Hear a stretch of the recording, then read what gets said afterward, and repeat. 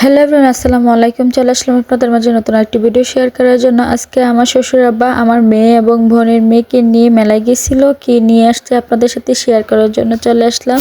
ভিডিওটি না টেনে অবশ্যই দেখতে থাকুন। শুরুতেই দেখালাম আমার মেয়ে কি এনেছে ওর ভাইয়ার জন্য, এখন দেখায় আমাদের জন্য শ্বশুর আব্বা কি এনেছে। এখানে নিয়ে আসলো মিঠাই, জিলাপি আর আমার প্রিয় একটা ব্যাঙ। আমি বলছিলাম আব্বাকে ব্যাঙ আনার জন্য, আর হলো মুড়ির মোয়া, সাথে বাদাম, বুট আর হলো মোরালি, আর সাথে হলো আমার প্রিয় খাবার চাপটি, বাদামের চাপটি আমার অনেক ভালো লাগে। আব্বুকে বলতে আব্বু মানে আমার না, আমার ফ্যামিলি সবারই পছন্দ, তার জন্য আব্বু অনেকটা চাপটি নিয়ে আসছে। যাই হোক, এদিকে কিন্তু আমি আমার ছোট জায়গাকে অনেক মিস করতেছি, কারণ ও এগুলা ওরও অনেক পছন্দ।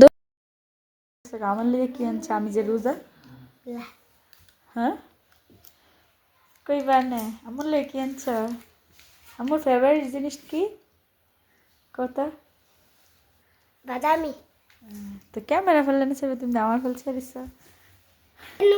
কি আনছো এটা? এটা টেস্টি।